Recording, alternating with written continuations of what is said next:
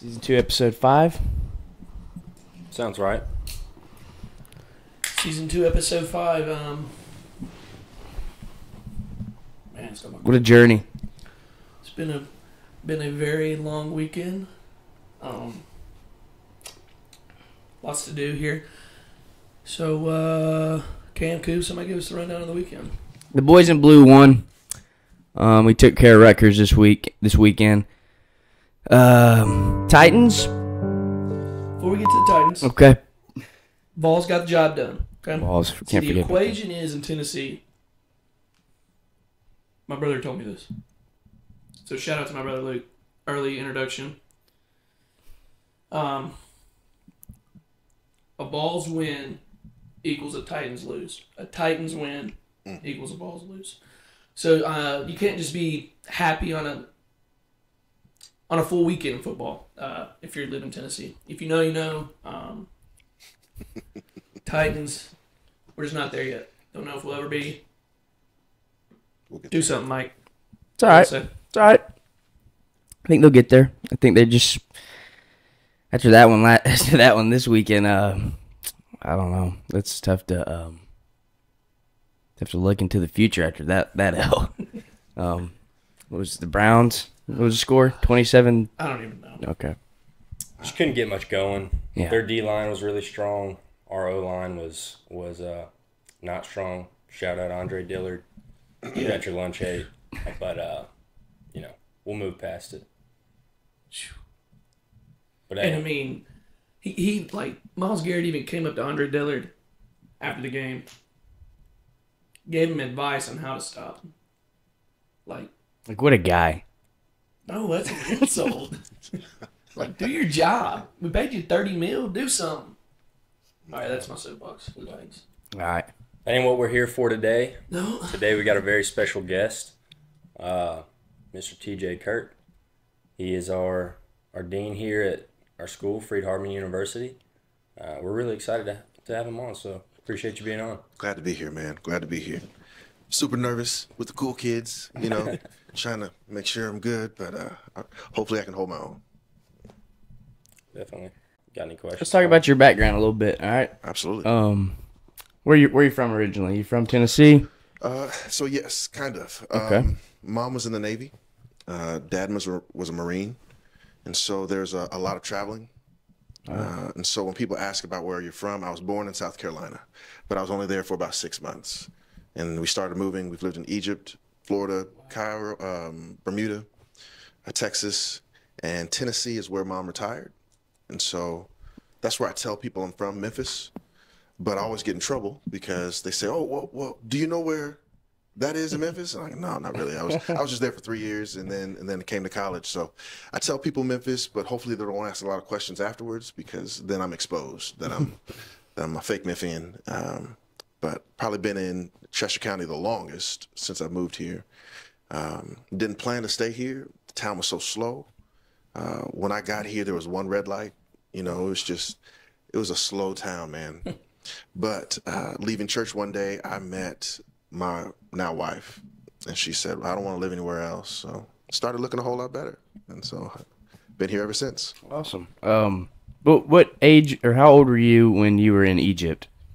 I was there. A time you could remember? Yeah. I was there from 4th grade through 6th grade. Wow.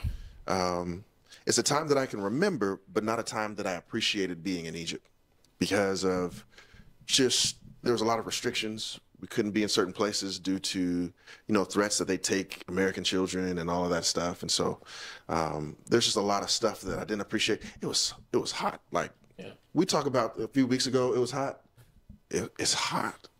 It's hot. Where in the shade, you just don't feel like doing anything. It's just really hot there. But also, most people don't realize it's equally as cold in the wintertime. It's freezing in winter. Like snow?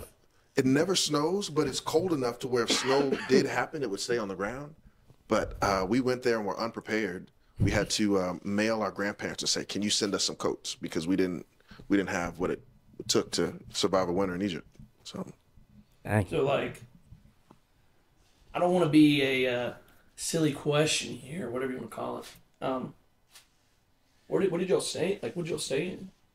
So they had a very nice apartment for us. There wasn't a military base on Egypt, but there was military housing where the government purchased this apartment complex and people lived there. And so we lived on a flat, and it was pretty nice. But from all of our balconies, we could see the pyramids. So the view was incredible. But again, as a 9-year-old, you don't appreciate a view. You're like, I hate this place. It's hot all the time. But looking back, it was a really cool opportunity that I'm glad I got. You been back since? No, sir. Haven't been back since. The desire to travel fades when you have to do it so much. When we were coming back through customs, my dad had an electric razor in his suitcase, and he didn't take the batteries out. And that bad boy started vibrating in his suitcase, and man, like surrounded quick. So I'm good just hanging out in America, you know. My wife, she wants to travel, but I say, baby, we got Google. You know, if you want to see France, baby, I'll show you France right now. So, parts of Tennessee you only lived in is West Tennessee? Yes, sir. Memphis and Henderson. You been to a Grizzlies game? Yeah. Yes. So before being here, I was an educator. And so I had the privilege of teaching 7th and 8th grade science and English. And I had the opportunity to coach basketball, which has been a dream of mine to coach. And yearly we would take a trip to a Grizzlies game. We had a great connection. The very first year we went, we had seats that were not courtside, but the first row.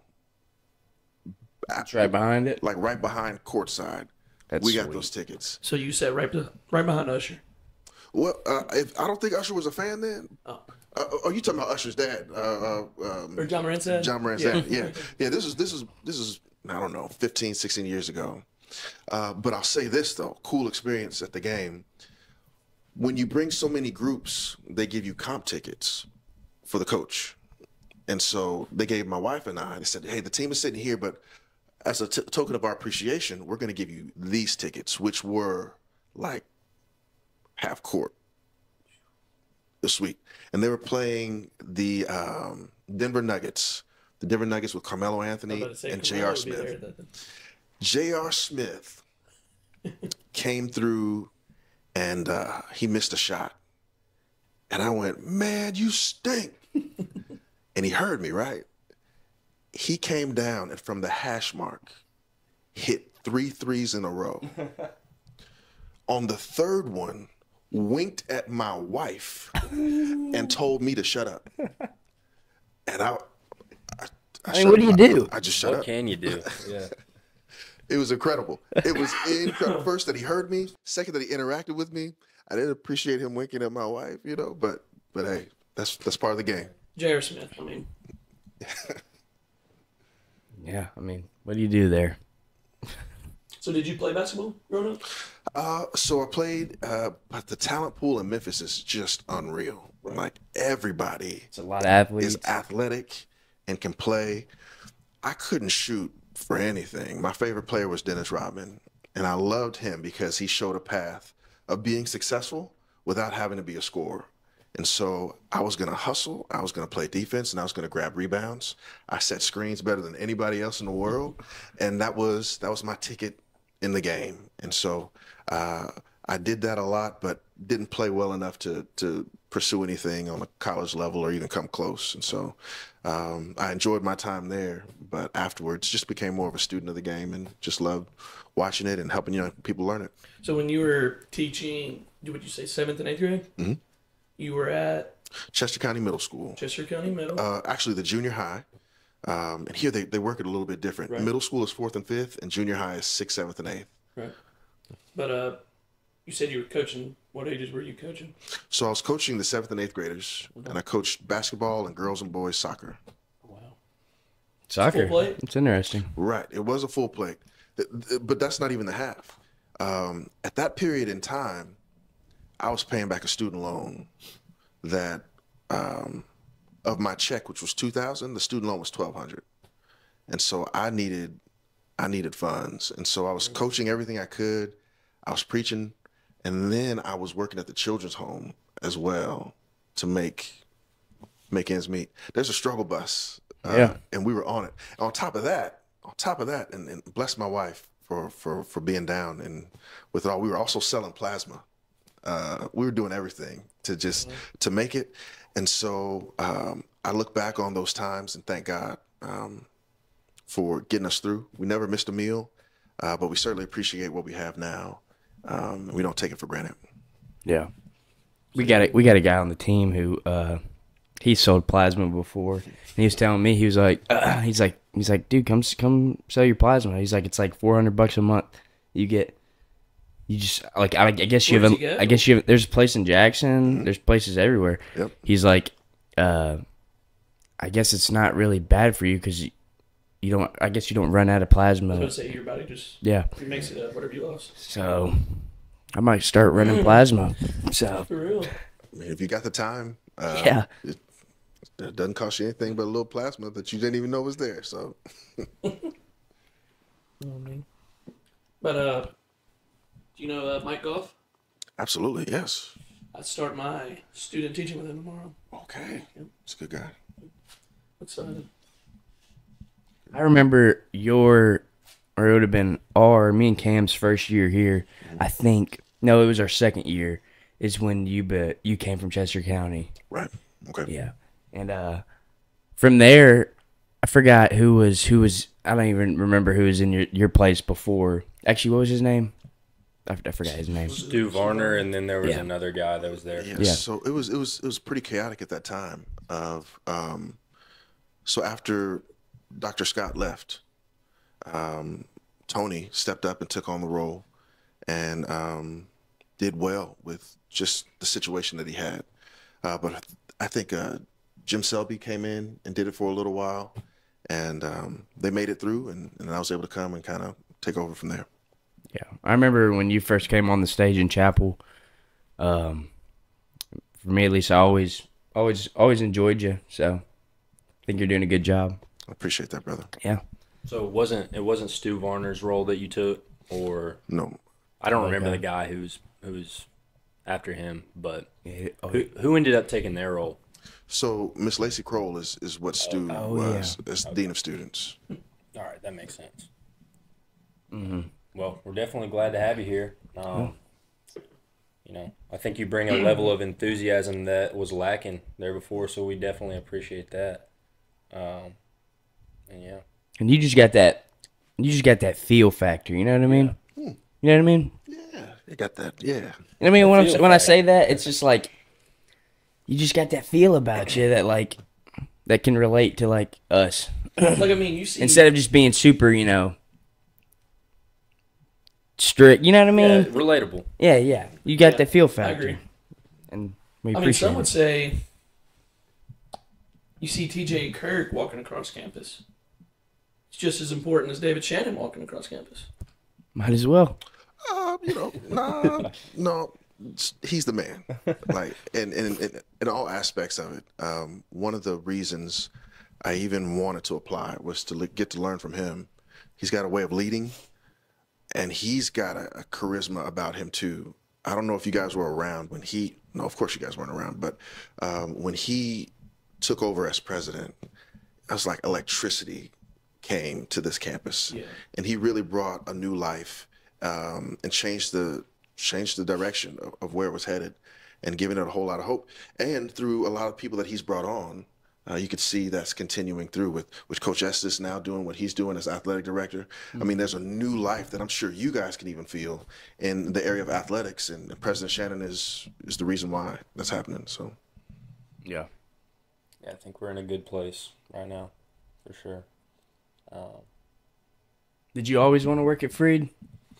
No. No. I never thought it was possible.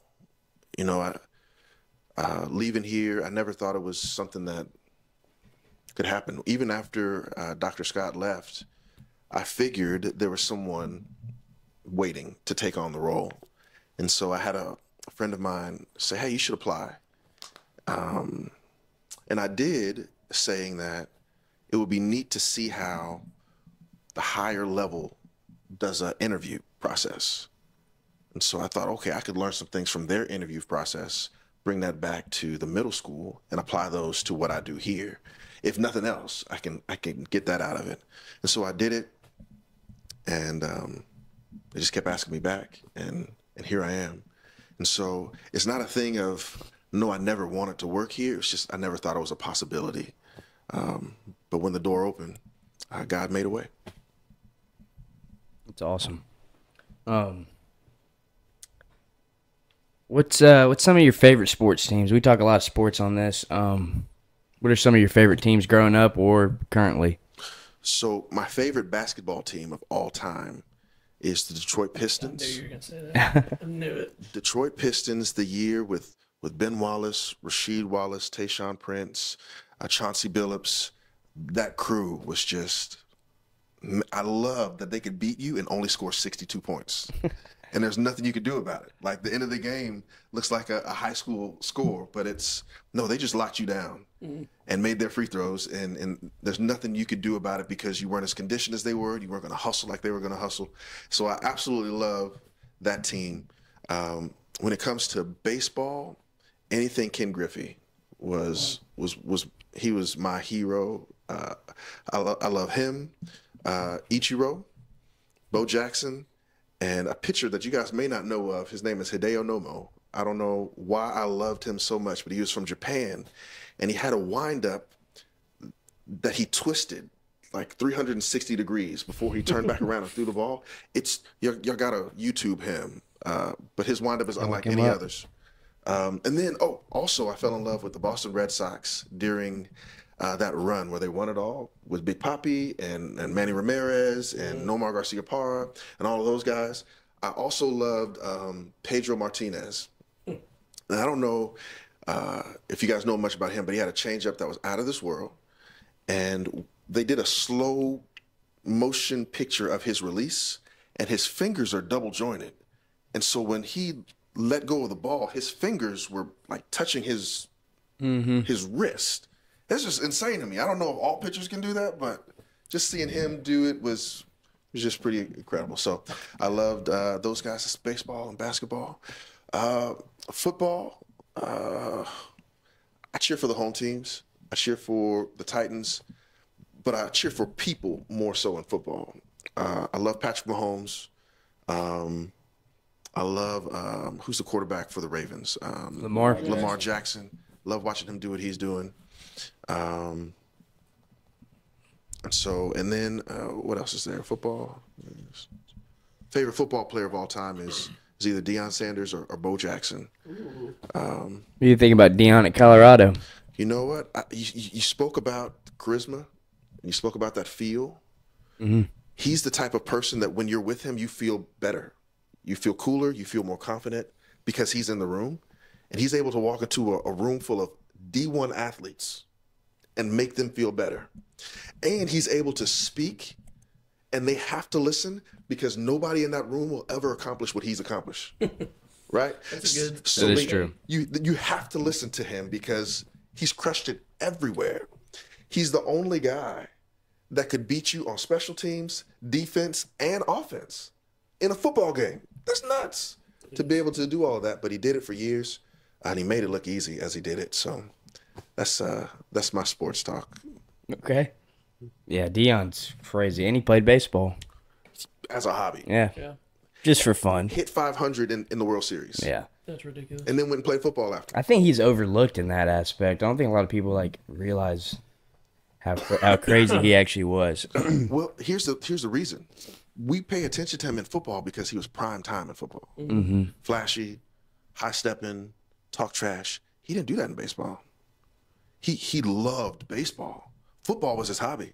And so he took that craft seriously. He was all about business. He showed up. He did his job.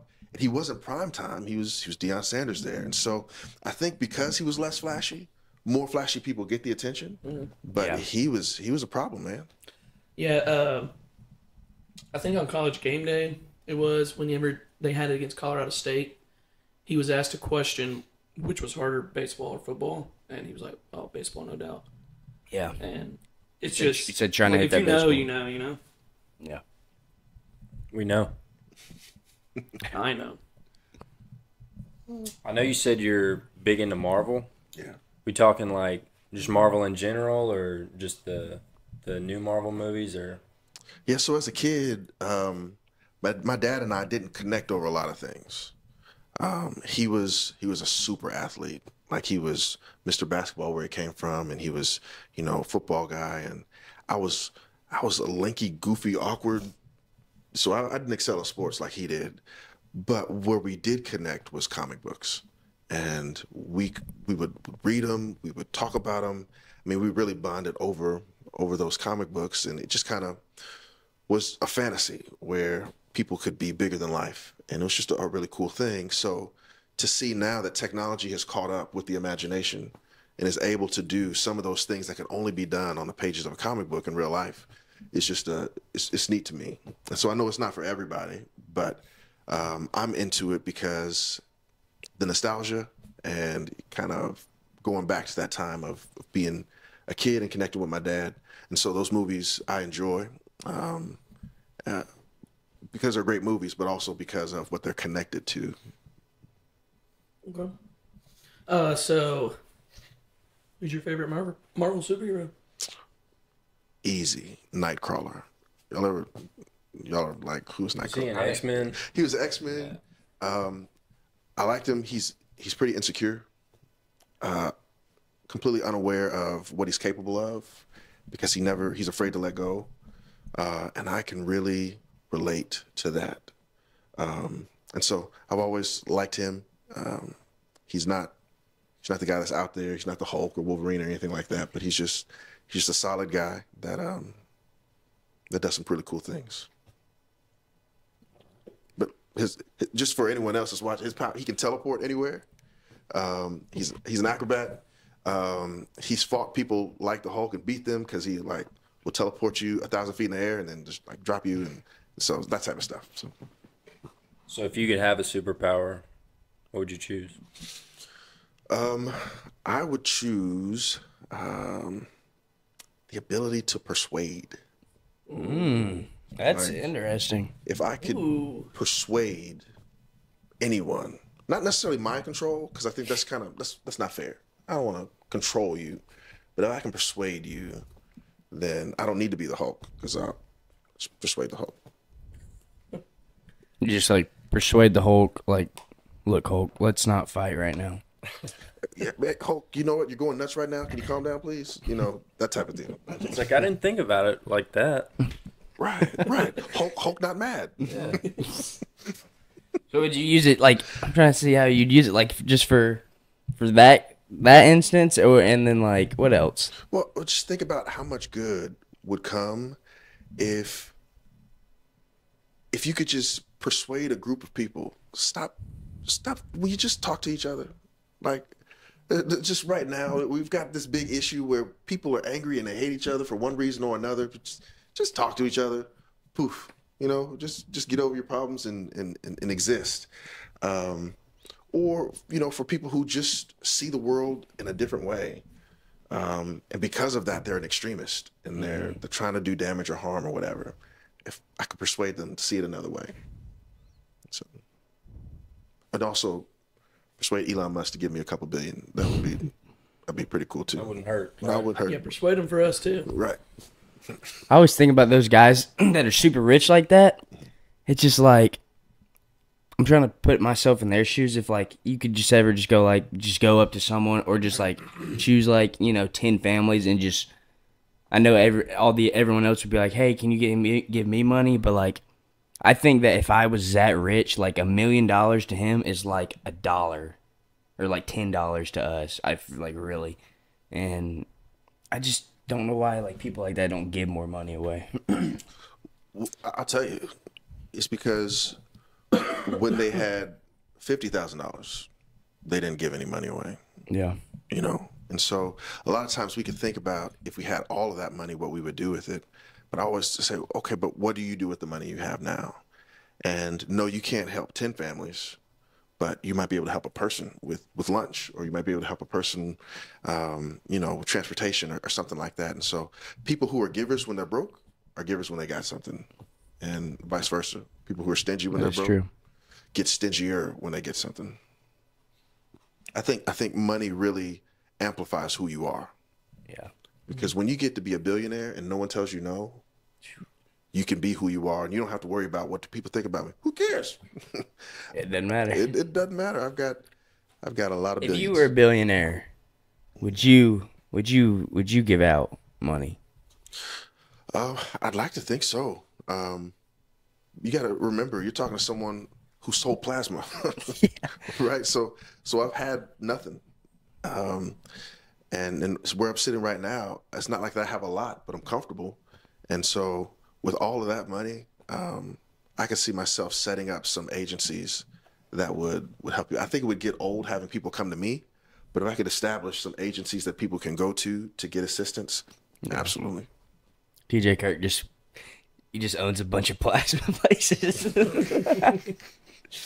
The plasma shortage is resolved. Yeah, but that's neat. I forgot what I was about to ask. Y'all got a question? Had one lined up.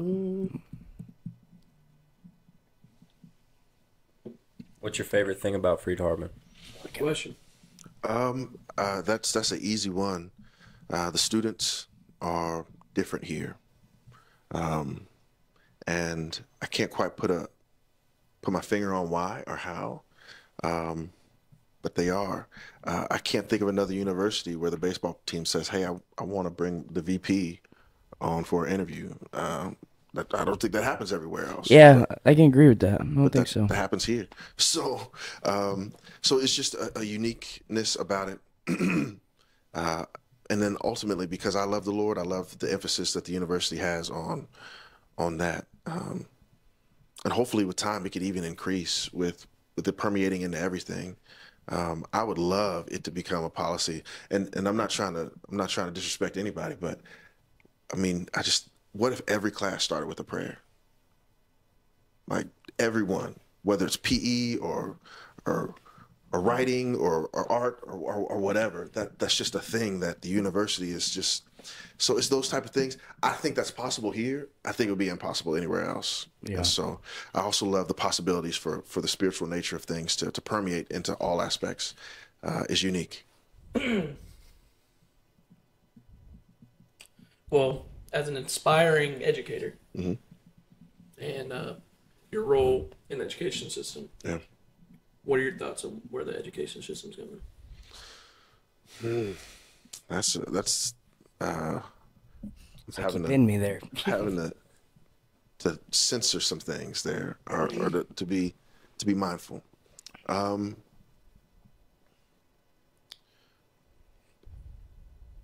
I think there's a lot of politics involved now that get in the way of people teaching and people learning. And it's sad because a lot of the people in power have never set foot in the classroom. And so they don't know and they don't understand. And they make laws. And I have to believe it's because they think it's what's best. Like I really have to believe that they're not doing it to be mean or ugly or anything. I think they really do believe it's for the better. But because they've never set foot in the classroom and maybe the people around them never have, they're really muddying the waters and making things very difficult for educators to do their job and to do it well. And so I hate that it's become as political as it's become. But I do love that education is becoming more free. We're in a time right now where anybody can learn how to do anything with the cell phone. Mm-hmm. If I want to learn how to do a podcast, I can watch YouTube and they'll teach me how to do it, and all that. But it also leads to, even after high school now, the options that students have. They can go to a trade school and learn how to weld, and in 3 years make 80 grand, you know. But the difference there to me is welding is a hard, demanding, physical job. Some people don't like to get dirty working, or the time that got to put in for that. Well, it's fine in your 20s and 30s and 40s. But if you're 50, your body might not still be able to do that. And so I know a lot of 50-year-olds who are. But if you take the route of an educator, you're still able to have an impact. It's less physically demanding, and you're able to do that longer. And that's the benefit of getting a degree and going that route. And so putting it out there, though, you've got multiple routes that when I was in school, it was college or nothing. But now we would hear people say, I want to be a YouTuber, and we laugh like, good luck. And who's laughing now? Yeah. The YouTuber is. And so that's a thing that you can do. And you don't have to be the guy making millions. You could be the guy that makes $50,000 a month off of YouTube and be set. And you have influence and all of that stuff. So I even know people who left high school, got a car, and they're a career Uber driver. Wow. Like in a big city? In a big city like Nashville. My uncle, he's retired now, but he gets up every morning at 8 o'clock and he does one route: airport, hotel, hotel, airport, airport, hotel, hotel, airport. And he does it from 8 in the morning until 5 at night. Wow. Every day. And when there's a concert, he gets extra: hotel, concert, airport, hotel. He just does that route. And I mean, you meet new people every day. You meet new people. All you're doing is driving. Mm-hmm. You're driving. And then he took the funds that he had there and bought like a black Mercedes. And there's something called Uber Black. I don't know anything about that, but Uber Black is the higher end Uber for people who want like a luxury vehicle to pick them up. That's sweet. And so there's extra. And so he takes that to Kentucky during the Kentucky Derby. And he just does airport, hotel, Kentucky Derby, and just does that all day from 8 to 5. And he makes a good living. Just driving. Awesome. That's awesome. Yeah, there's money to be made everywhere nowadays. Yeah. You see jobs like that, or just unconventional jobs in general, or jobs that you can get from learning a trade. You see jobs like that potentially like devaluing a college education, or do you think that what a college education brings you is unique in and of itself? So I think time is going to show us that there is only a window for those professions, because all of those professions can be replaced with AI. Stop. Wait, what are you talking about? What jobs? I don't even want to think about soon, a welding machine is going to weld everything. We talked about that on the last podcast, right? And we looked it up, and they've already got those. Right, they already exist, but they're just not everywhere. They will be everywhere soon. Yeah. Automated driving cars, they're going to be everywhere. Truck drivers, they're not going to be needed because an automated driving truck doesn't need to sleep, doesn't need to eat, doesn't need to use the bathroom. It can just go from point A to point B. I don't like that. And so a lot of these jobs that don't require a degree are going to be outsourced to a machine in years to come. And then what else? After that happens, what else is going to be broadcasted again? Go to college. Right. And I think too, though, just seeing the other side, I think that like even jobs with a degree can be AI taking over. Sure. Like it's not just For those sure. kind of jobs. Yeah. Because with photographers, I don't know if you guys have seen the latest Photoshop.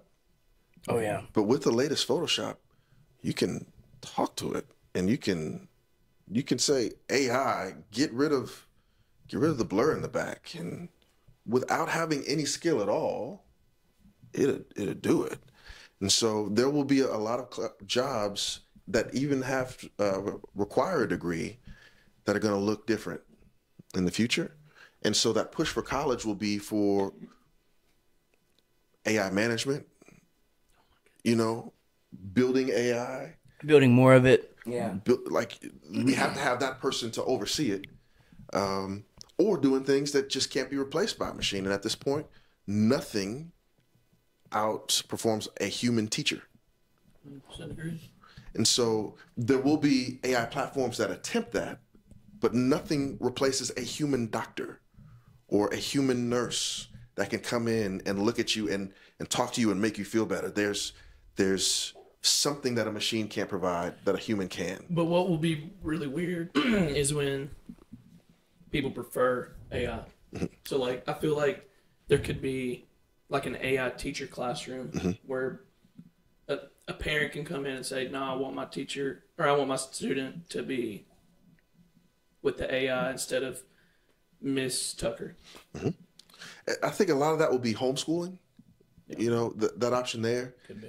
And even with doctors and nurses, we already go to places like WebMD, right, to find out symptoms.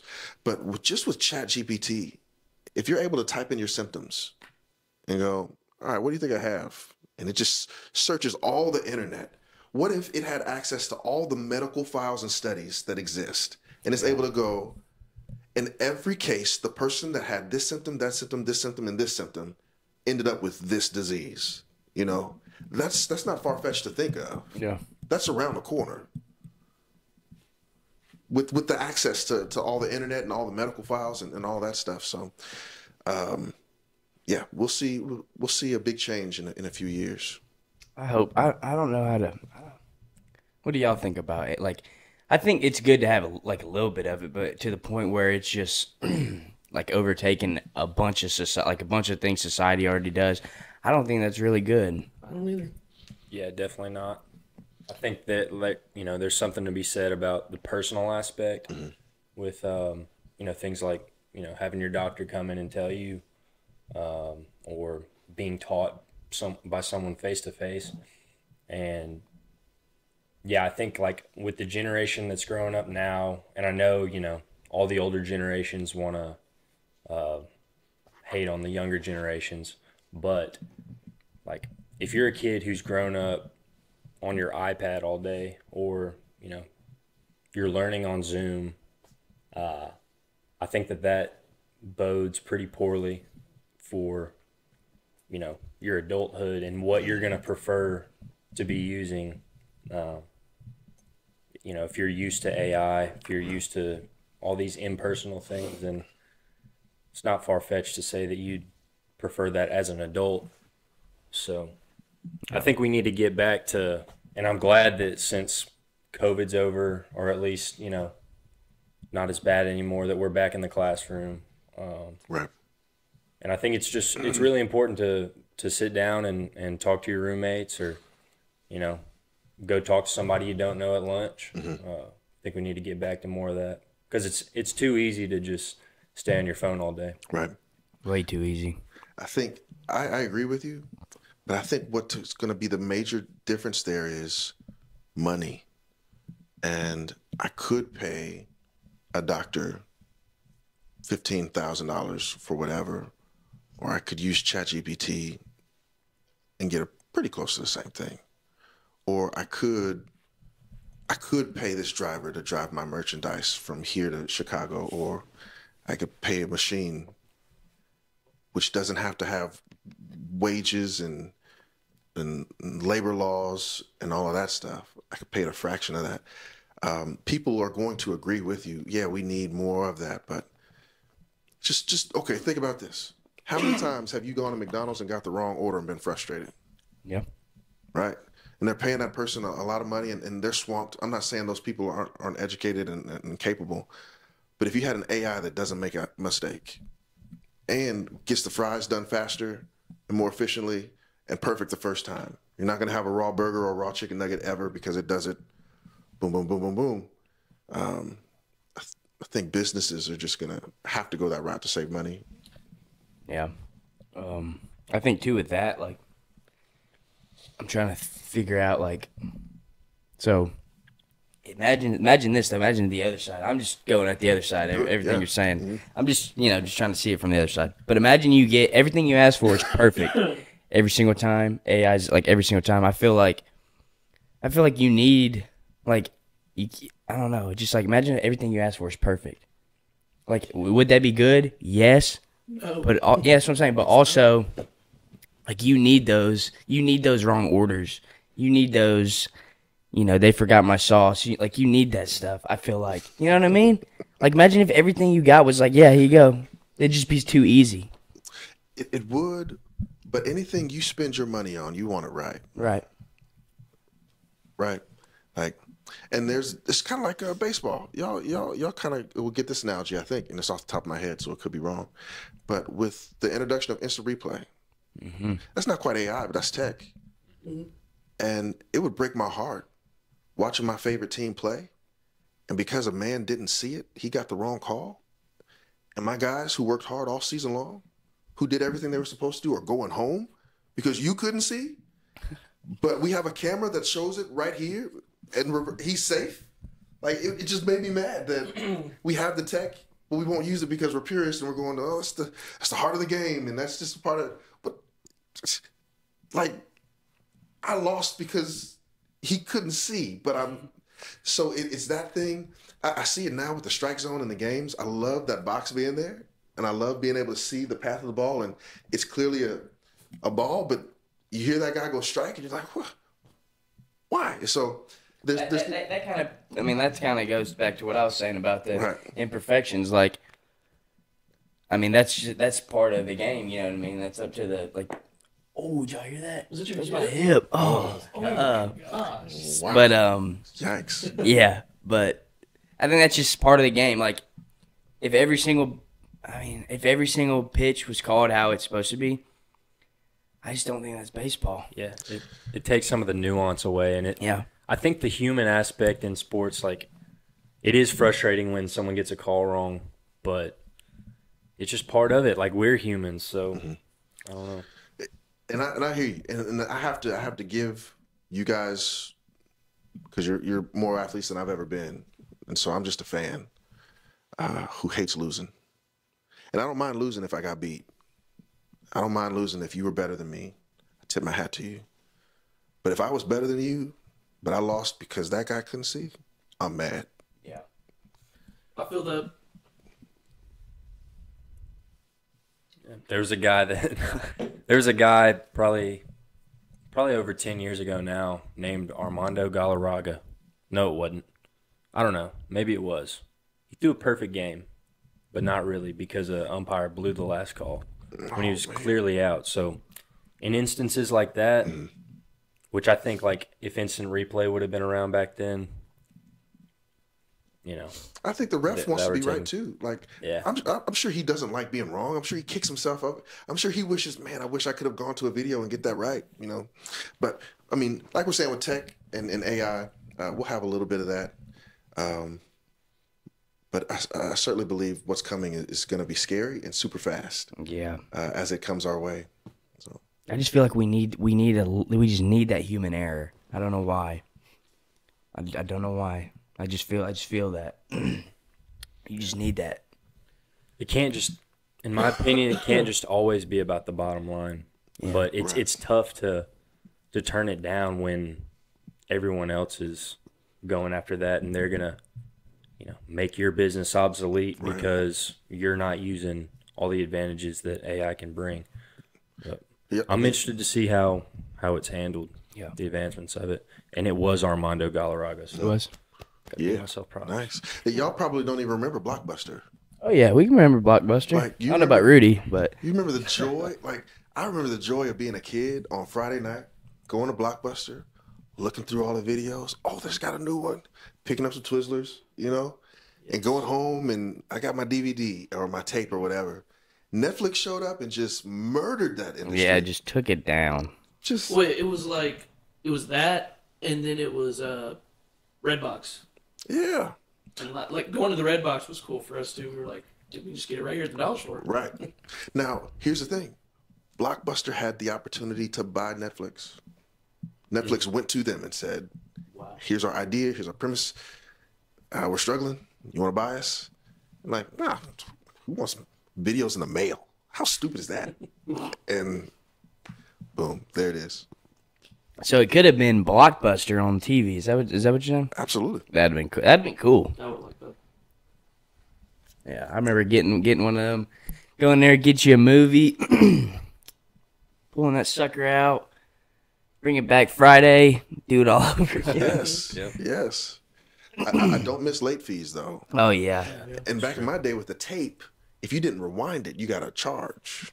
Oh wow. So yeah, so there were little machines that you could get that their only purpose was to rewind your videotape.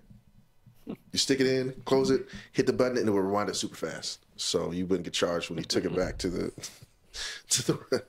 to the rental. Oh, the 80s. What a time. Yeah, so if you don't mind, how old are you? I'm 37. 37. Good age. Yeah. It's not too bad. I've got two little girls and a wife and all of that good stuff, and so it's a good age to be able to. Well, let me back up a little bit. We waited to have kids for 10 years, and so our kids never knew the struggle, and we waited because we wanted to be a little bit more financially stable. And it's a good thing that we're able to do the stuff we're able to do. It's a bad thing, now I'm looking back on it, that because they don't know the struggle, that they don't quite appreciate the stuff that they have. Like they've always been able to get a Happy Meal whenever. They've always been able to do all that stuff, and so they don't cherish it like I did. Yeah. They will one day, though. Yeah, hopefully so. They will. Yeah, and sometimes I wonder myself, like I've had it pretty easy growing up. Not that I've just had everything, but I've definitely been comfortable my whole life, and sometimes I wonder, like, when that struggle does come, am I going to be ready for it? So that's another thing to think about. But well, you got parents that you're able to lean on who have been through it, and grandparents and just folks that love you, that you'll always be able to go to and ask, and they'll be able to help you through it. But yeah, the first time you're hit in the mouth, that's a tough experience. Do you think you're gonna be a girl dad? No. And I'm happy to be a girl dad. And now I couldn't see it any other way. But I always just thought I'd have one of each, you know. But having two girls who are drastically different in personality, it just amazes me that my oldest is butterflies and rainbows. She wants to collect flowers. She wants to draw pictures of rainbows and all that stuff. And my youngest wants to fight. Like when I come home, she'll, Daddy, and she'll run to me, and I have to remember now she's about to hit me. She'll run to me, Daddy, and then go, pow, got you, and hit me like right in the belly button. Like she's violent, man. It's just so funny to see how drastically different they are. What are their names? Chloe and Kennedy. Sweet. Kennedy. Yeah, I hope to have one of each, but like you said, you never know. Girl and a boy would be cool. One day. yeah, you're a young man yourself. Do you have any advice for us being late stage college students? Well, it will sound cliche, but I mean it with all my heart. With success will come the temptation to leave the Lord. Because with success comes money and opportunity and temptation, and stay rooted in Him, and not allow that stuff to draw you away. Because I'm feeling it even in the ministry that I'm in, of now places are asking me to go and preach for more and more money to do it that way. But it's drawing me away from my family, and it's tempting to go, well, I'm going to accept that one and not that one because that one's paying more. And that's not what it's about. Like, it's about preaching and teaching and sharing the gospel. And that was never an issue before. I would speak or teach anywhere. But when success and money gets involved, if you're not ready for it mentally, it'll change some things. And so wherever you go in life, however successful you get, keep the main things. And that's Jesus. That's the kingdom. That's your family. And if you keep all of that first, yeah, you might lose out on an opportunity, but you'll be fine.